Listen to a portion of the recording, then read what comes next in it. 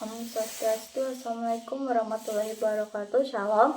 Perkenalkan, nama saya Anissa Natalia, kelas 1B PGST dengan NIM 2520034. Di sini saya akan membacakan laporan portofolio saya, yaitu pendahuluan tujuan mata kuliah Bahasa Indonesia. Mata kuliah Bahasa Indonesia bertujuan untuk membekali mahasiswa dan kemampuan berbahasa Indonesia yang baik dan benar sesuai dengan kaidah PUBI, baik secara lisan maupun tulisan. Selain itu, mata kuliah ini menumbuhkan sikap positif terhadap penggunaan bahasa Indonesia sebagai bahasa persatuan dan bahasa akademik. Gambaran umum materi selama 1 semester, pembelajaran mencakup pengertian dan fungsi bahasa, sejarah dan kedudukan bahasa Indonesia, ragam PUBI, paragraf, tata bahasa, kosakata, serta pengenalan karya sastra. Materi-materi tersebut berkaitan untuk meningkatkan kemampuan berbahasa secara komprehensif. B. Learning Journal Referensi Pembelajaran. 1. Pengertian bahasa yang dipelajari. Bahasa sebagai alat komunikasi dan sarana berpikir. Hal baru. Bahasa tidak hanya alat bicara, tapi juga membentuk budaya dan identitas. Manfaat: membantu berkomunikasi secara efektif dalam kegiatan akademik dan sosial.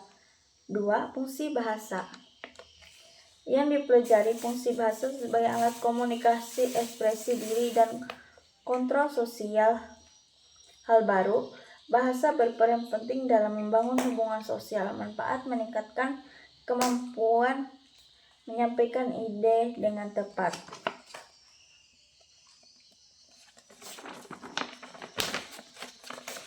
3. Sejarah Indonesia yang dipelajari asal-usul bahasa Indonesia dari Melayu. Hal baru: perintah Sumpah Pemuda menjadi tonggak penting dalam bahasa Indonesia. Manfaat: menumbuhkan rasa nasionalisme dan cinta bahasa.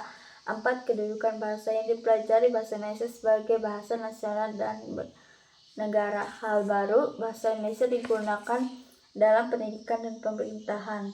Manfaat: membiasakan pengguna bahasa resmi dan konteks akademik. 5. Ragam bahasa yang dipelajari. Ragam lisan, tulis, formal, dan non-formal. Hal baru: pemilihan ragam bahasa harus sesuai situasi. Manfaat: menghindari kesalahan pengguna bahasa. 6. PUBI yang dipelajari. Ejaan, tanda baca, penulisan yang benar. Hal baru: banyak kesalahan kecil sering terjadi karena penulisan sehari-hari. Manfaat: membantu karya ilmiah yang rapi dan benar. 7. Paragraf yang dipelajari. Paragraf memiliki gagasan utama dan jelas. Hal baru: paragraf yang baik harus padu dan runtut.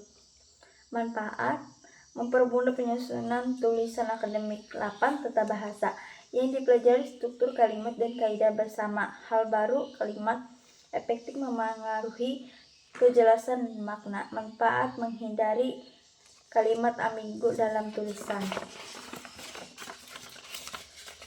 9. Kosakata yang dipelajari. Pemilihan kata yang tepat dan baku.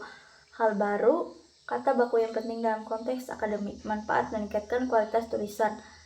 8. 10.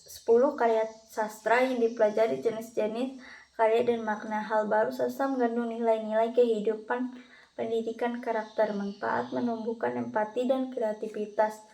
C. Karya terpilih. Penggunaan singkat, gaul, kembali efektif dan pada volume untuk efisien karakter. Penggunaan kosakata mesra angin dan semesta pada TikTok untuk membangun mood. Penggunaan kata sifat hiperbolatik, keindahan terpesona pada Facebook untuk menarik perhatian audiens. Bentuk sapaan pada sapaan pongol langsung menuju inti pesan demi akal. TikTok, sapaan homoas dan kontekstual untuk menarik interaksi. Facebook, sapaan impulsif kalian untuk membangun kedekatan emosional pembaca.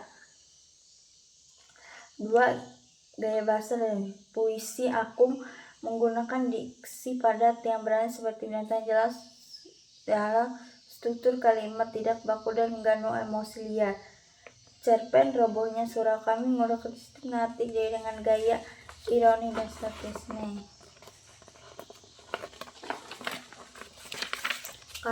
karakteristik ragam puisi bersifat imajinasi efektif yang lebih mengutamakan suasana perasaan daripada alur. Alasan pemilihan, tugas-tugas tersebut menunjukkan perkembangan kemampuan berbahasa baik dari segi pemahaman teori maupun penerapan dalam tulisan akademik. Cerpen memiliki alur tokoh yang konkret yang berfokus pada penyelesaian masalah sosial, nilai budaya dan moral.